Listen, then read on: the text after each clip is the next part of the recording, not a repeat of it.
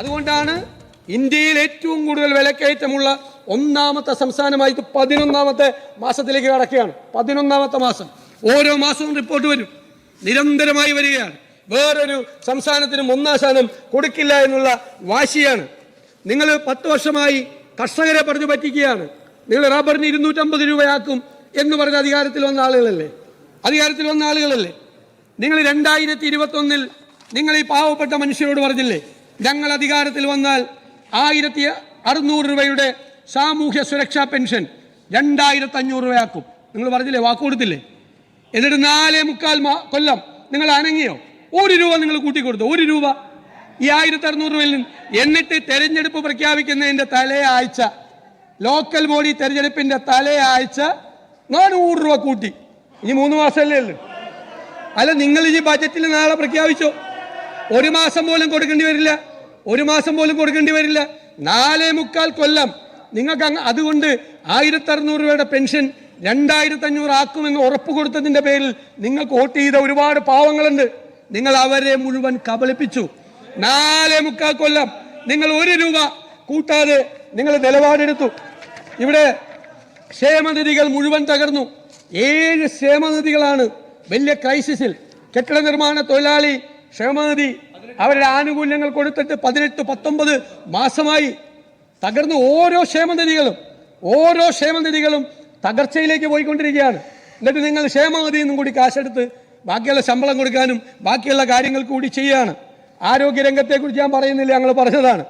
ഇവിടെ ഞാൻ അങ്ങയുടെ ശ്രദ്ധയപ്പെടുത്തുന്നു, ബഹുമാനപ്പെട്ട മുൻ മന്ത്രിയെക്കുറിച്ച്, ആരോഗ്യമന്ത്രിയെക്കുറിച്ച് തെറ്റായ കാര്യങ്ങളാണ് ബഹുമാനപ്പെട്ട ആരോഗ്യമന്ത്രി ഇന്ന് സംസാരിച്ചത്. തെറ്റായ കാര്യങ്ങൾ ഞങ്ങളത് കറക്റ്റ് ചെയ്താണ്. അത് അങ്ങ് രേഖയിൽ നിന്ന് ചെയ്യണം എന്ന് ഞാൻ ഈ അവസരത്തിൽ അഭ്യർത്ഥിക്കുകയാണ് അങ്ങയോട്. കാരുണ്യ ആരോഗ്യ ഇൻഷുറൻസ് പദ്ധതി നമ്മുടെ കാലത്ത് തുടങ്ങിയ പദ്ധതികളെല്ലാം, ആരോഗ്യകാലത്ത് തുടങ്ങിയ പദ്ധതികൾ 1200 കോടി രൂപയുടെ കുടിശ്ശികയാണ്. പല പ്രൈവറ്റ് ആശുപത്രിയും കാരുണ്യ പദ്ധതി അനുവദിക്കുന്നില്ല. അവർ യോഗം ചേർന്ന് കൊടുക്കണ്ട എന്ന് തീരുമാനിച്ചിരിക്കുകയാണ്. നിങ്ങളുടെ കയ്യിൽ പണമില്ല. പിന്നെ ഉന്നത വിദ്യാഭ്യാസ രംഗത്ത് എന്താണ് സാർ? സർവകലാശാലകളിൽ പല സ്ഥലത്തും വൈസ് ചാൻസലർമാരില്ല, കോളേജുകളിൽ പ്രിൻസിപ്പൽമാരില്ല. 4 വർഷത്തെ കോഴ്സ് ഒരു തയ്യാറെടുപ്പില്ലാതെ നിങ്ങൾ ആരംഭിച്ചു. വഴി കിടക്കാണ്. അന്വേഷിച്ച് നോക്ക്. കോളേജുകളിലെ 4 വർഷത്തെ കോഴ്സ് വല്ലാതെ കൺഫ്യൂഷനാണ്. അധ്യാപകർക്കും കൺഫ്യൂഷനാണ്, കുട്ടികൾക്കും കൺഫ്യൂഷനാണ്. ഒരു മുന്നൊരുക്കവും ഇല്ലാതെ, ഒരു തയ്യാറെടുപ്പും ഇല്ലാതെയാണ് 4 വർഷത്തെ കോഴ്സുകൾ ആരംഭിച്ചത്. ബ്രെയിൻ ഡ്രെയിനാണ് കേരളത്തിൽ. അതായത് ഔട്ട്ഡേറ്റഡ് ആയിക്കൊണ്ടിരിക്കുന്നു കോഴ്സുകൾ. നിങ്ങൾ എന്ത് കരിക്കുലം ചേഞ്ചാണ് വരുത്തിയത്? ഗ്ലോബൽ ജോബ് മാർക്കറ്റ് മാറിക്കൊണ്ടിരിക്കുകയാണ് വേഗത്തിൽ. തൊഴിലിൻ്റെ സ്വഭാവം മാറിക്കൊണ്ടിരിക്കുന്നു. ലോകത്തിലെ രാജ്യങ്ങളെല്ലാം ഗ്ലോബൽ ജോബ് മാർക്കറ്റ് ഒബ്സർവ് ചെയ്ത് അതിനുള്ള മെക്കാനിസം ഉണ്ടാക്കി അതനുസരിച്ചുള്ള കറസ്പോണ്ടിങ് കോഴ്സുകൾ വരുത്താണ്. ഇല്ലെങ്കിൽ റീസ്കിൽ ചെയ്യാണ്, റീഓറിയൻറ്റേഷൻ കൊടുക്കുകയാണ്. ഇവിടെ ഈ കുട്ടികളെല്ലാം ഇവിടെ നിന്ന് പോയാൽ, ഈ പോക്ക് പോയാൽ 5 കൊല്ലം കഴിയുമ്പോൾ കേരളം വൃദ്ധസദനമായി മാറും, ഓൾഡ് ഏജ് ഹോമായി മാറും. അത് നിയന്ത്രിക്കാൻ, അത് കുറയ്ക്കാൻ, ഇവിടെ തൊഴിലവസരങ്ങൾ ഉണ്ടാക്കാൻ, നല്ല കോഴ്സുകൾ തുടങ്ങാൻ നിങ്ങൾ എന്ത് സ്റ്റെപ്പ് എടുത്തു? ഏതെങ്കിലും സ്റ്റെപ്പ് എടുത്തോ? എവിടെയെങ്കിലും ഏതെങ്കിലും കോഴ്സ് നിങ്ങൾ റീസ്ട്രക്ചർ ചെയ്തോ? ഒരു കരിക്കുലം ചേഞ്ച് വരുത്തിയോ? ഹയർ എഡ്യൂക്കേഷൻ ഫീൽഡിൽ എന്തെങ്കിലും വ്യത്യാസം വരുത്തിയോ? പല കോളേജിലും പല കോഴ്സിൽ ആളില്ല, PGക്കും ആളില്ല, ഡിഗ്രിക്കും ആളില്ല. പ്രസിദ്ധമായ കോളേജുകളിൽ പോലും ഇപ്പോഴത്തെ ഈ ഔട്ട്ഡേറ്റഡ് കോഴ്സിൽ പഠിക്കാൻ കുട്ടികളില്ല. എന്തൊരു സ്ഥിതിയിലേക്കാണ് കേരളം പോകുന്നത്? എന്തൊരു അപകടകരമായ സ്ഥിതിയാണ് പുതിയ ജനറേഷനോട് ചെയ്യുന്ന ചതിയല്ലേ ഇത്? ഒന്നും ചെയ്യാതെ സ്റ്റാഗ്നൻ്റായി വന്നത് വരട്ടെ എന്നാണ്. പോകുന്നവർ പോകട്ടെ, വന്നവർ വരട്ടെ. എന്തെല്ലാം സാധ്യതകളുള്ള ഒരു സ്റ്റേറ്റിലാണ് നമ്മൾ ജീവിക്കുന്നത്. ആ സാധ്യതകളുടെ മുഴുവൻ വാതിലുകൾ നിങ്ങൾ ഉന്നത വിദ്യാഭ്യാസ രംഗത്ത് നിങ്ങൾ അടച്ചു കളഞ്ഞു എന്ന കാര്യം മറക്കണ്ട. SC STക്കാർക്ക് വാരിക്കോരി കൊടുത്തെന്നൊക്കെയാണ് ക്ലെയിം. കഴിഞ്ഞ വർഷം പട്ടികജാതിക്കാരുടെ ഫണ്ട് കട്ട് ചെയ്തത് 500 കോടിയാണ്. 500 കോടി. പട്ടികവർഗക്കാരുടെ കട്ട് ചെയ്തത് 112 കോടിയാണ്. നിങ്ങൾക്കറിയാമോ, ഓരോ ഗവൺമെൻറ് അധികാരത്തിൽ വരുമ്പോഴും ഒരു 5 കൊല്ലം കഴിയുമ്പോഴേക്കും പ്ലാൻ സൈസ് വർദ്ധിക്കും. ഇവിടെ പ്ലാൻ സൈസ് സ്റ്റാഗ്നൻ്റാണ്. 30,000 കോടിയായിട്ട് പോവാണ്. അതായത് പട്ടികജാതിക്കാർക്ക് കിട്ടേണ്ട 10% ആ 3000 കോടിയിൽ നിൽക്കുകയാണ്. അത് 4000-ഓ 5000 കോടിയായിട്ട് വർദ്ധിക്കണ്ടായിരുന്നു. അത് വർദ്ധിച്ചില്ല, പ്ലാൻ സൈസ് വർദ്ധിക്കാത്തതുകൊണ്ട്. എന്നിട്ട് ഉള്ള സാധനം, വർദ്ധിക്കാത്ത സാധനം, അതിൻ്റെ 500 കോടി രൂപ കട്ട് ചെയ്താൽ എത്ര പദ്ധതികളാണ് പട്ടികജാതിക്കാർക്ക്, പട്ടികവർഗക്കാർക്കുള്ള പദ്ധതി മുടങ്ങിപ്പോയത്? സർ, ലോ ആൻഡ് ഓർഡർ മികച്ചു നിൽക്കുന്ന സംസ്ഥാനം എന്നാണ് നയപ്രഖ്യാപനത്തിൽ പറയുന്നത്. നാട്ടിലെ കൊള്ളയും കൊലപാതകവും ക്രമാതീതമായി ഉയർന്നു വരികയാണ്. ഗുണ്ടകൾ അഴിഞ്ഞാടുകയാണ്. കൊലപാതകങ്ങളുടെ വാർത്തകളാണ്. വ്യാപകമായിട്ട് മയക്കുമരുന്ന് വ്യാപനം രൂക്ഷമാണ്. കൊലപാതകത്തിൻ്റെയൊക്കെ നേച്ചർ വരെ മാറി. ബ്രൂട്ടലായ, ക്രൂവലായിട്ടുള്ള കൊലപാതകങ്ങളാണ് നടക്കുന്നത്.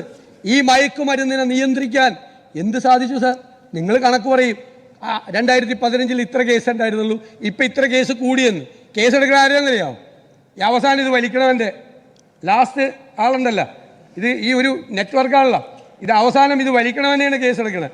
അവനെ കൊണ്ടേ പോലീസ് സ്റ്റേഷനിൽ 3 മണിക്കൂർ നിർത്തി, അല്ലെ എക്സൈസ് ഓഫീസിൽ 3 മണിക്കൂർ നിർത്തി ജാമ്യം കൊടുത്ത് അവൻ വിടും. അവൻ പുറത്തു വന്നിട്ട് ആ 3 മണിക്കൂർ വലിക്കാത്തതിന് കൂടി 2 കൂടുതൽ വലിക്കും. അതാണ് കേസെടുക്കൽ. ഇതിൻ്റെ സോഴ്സ് തേടി എവിടെ പോയി? ഇതിൻ്റെ സോഴ്സ് കേരളത്തിലെ പോലീസും കേരളത്തിലെ എക്സൈസും കോമ്പീറ്റൻ്റ് അല്ലേ? ഈ ഡ്രഗ് എവിടെ നിന്ന് വരുന്നു? കപ്പലിൽ വരുന്നോ? ബോട്ടിൽ വരുന്നോ? ട്രെയിനിൽ വരുന്നോ? ബൈ റോഡ് വരുന്നോ? ഏതാണ് സോഴ്സ്? ഒരു 10 പേരെ കേരളത്തിൽ പിടിച്ചാൽ കേരളത്തിലെ പോലീസിന് കോമ്പീറ്റൻസി ഇല്ലേ? അതിൻ്റെ പുറകെ പോയി ഈ സോഴ്സ് ഏതാണ് എന്ന് മനസ്സിലാക്കി ആ സോഴ്സിനെ അടയ്ക്കാൻ നിങ്ങൾ ഈ പറയുന്ന ലഹരി വ്യാപന കുടുംബങ്ങളിൽ പോലും അസ്വസ്ഥതയും സമാധാനമില്ലായ്മയുമാണ്, ഭയമാണ്, മക്കളെ പോലും പേടിയാണ്. എത്ര പേരാണ് നമ്മളോടെല്ലാം വന്ന് വ്യക്തിപരമായി അവർക്കുണ്ടായിരുന്ന നമുക്ക് പുറത്തു പറയാൻ പറ്റാത്ത വിഷയങ്ങൾ ഓരോ കുടുംബങ്ങളിൽ ഉണ്ടാകുന്നത്. സങ്കടങ്ങളാണ്, സങ്കടങ്ങൾ, ഭയമാണ് കുട്ടികൾ വരുമ്പോൾ.